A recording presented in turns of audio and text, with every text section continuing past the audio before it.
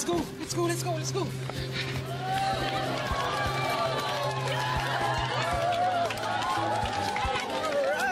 Alright! We did it! We did it! Up here, guys! Nice, nice! Kuha tayo water, Angel! Thank you! Pwede ka na.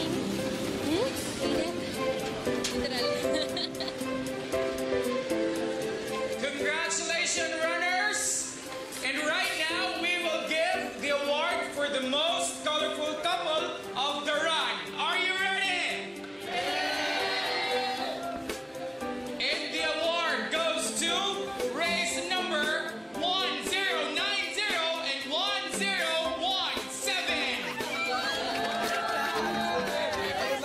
Tara! Congratulations sa inyong dalawa. And anong name? Aldrin! And you? Angel. Aldrin and Angel, our most colorful couple.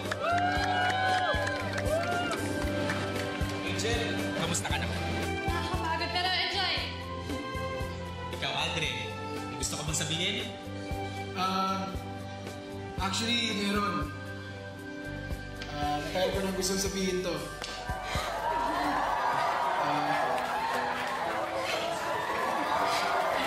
Angel, I really love you. I want to spend the rest of my life with you.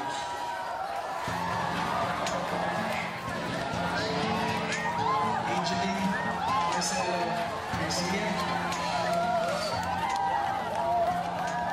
Will you marry me?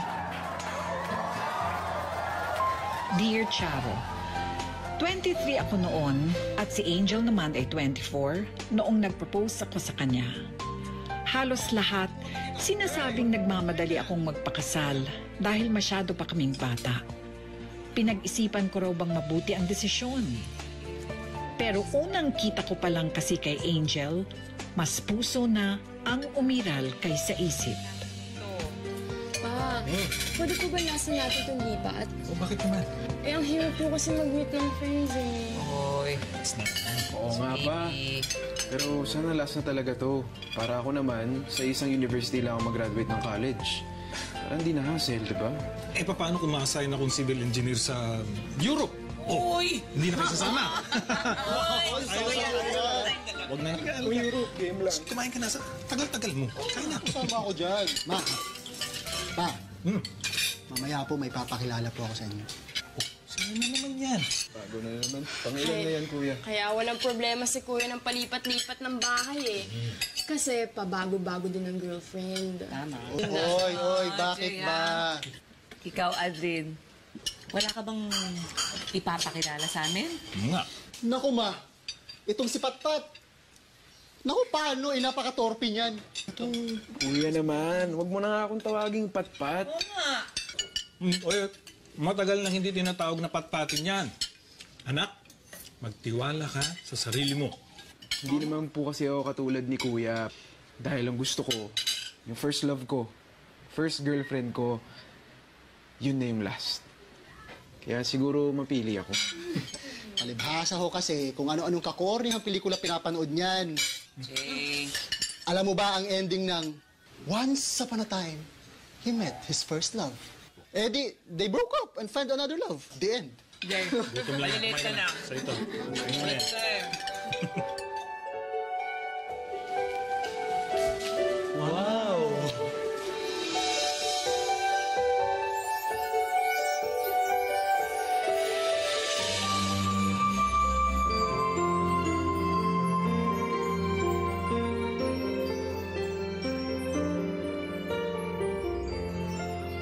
Mali si Kuya Jay.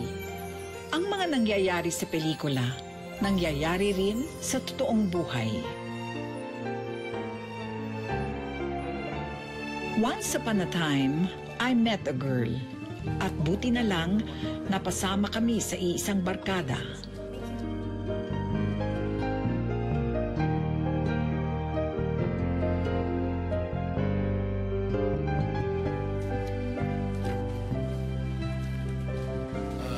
Jonah, excuse me lang ah. Sige.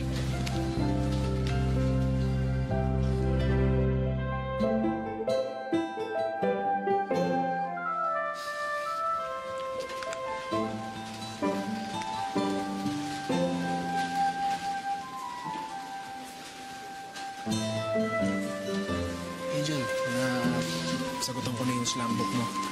Nandiyan na rin yung number ko. Thank you. Pingin na rin ako ng number mo.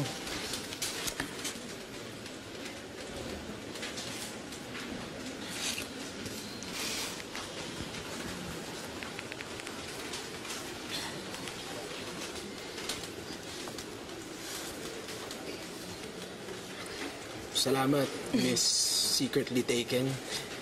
Yun yung nakasulat sa slam book mo. May boyfriend ka na pala, hindi mo naman sinasabi sa barkada.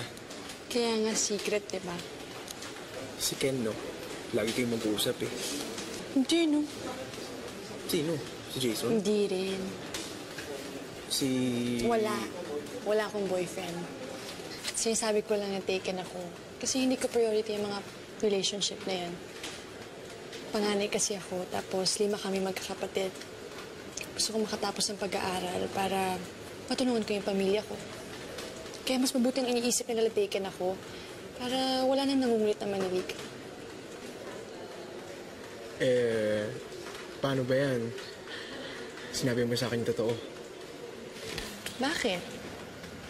Maniligaw ka ba?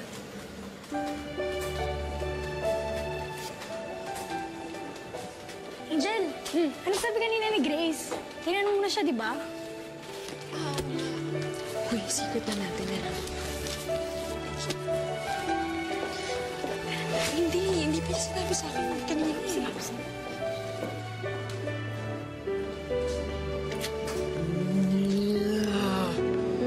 Tinanong ka na eh. Hina mo talagang topic ka. Pero pagdating sa right girl, kahit ang mga torpe at insecure na tulad ko, ay natututo ring maging matapang. Bro! Tara! Pare, tara na. Mauna na kayo, mamaya na ako. Tarong ko na mo.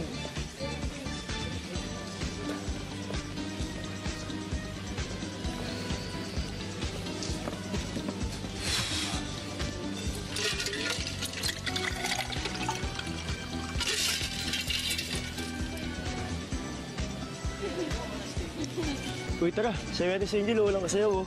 Tara.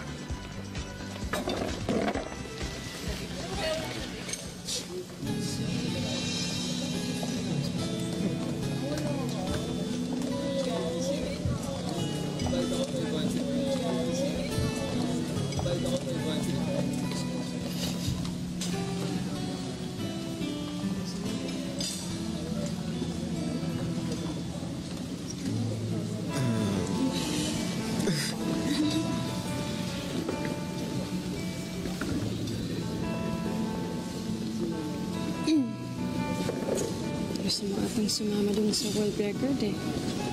Yung maaya yung isang babaeng sumayo na hindi nagsasalita.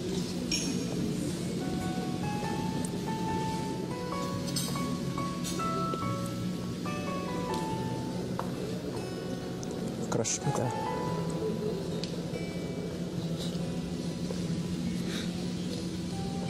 Ramdam ko nga. So, okay lang? Hindi ibig sabihin ng crush din kita.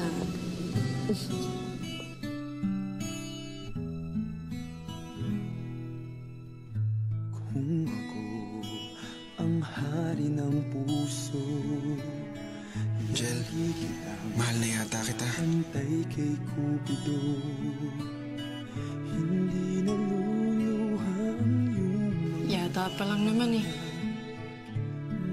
mananatiling may ngiti sa iyong lahat. Pwede na ba kita maging girlfriend? Para sa'yo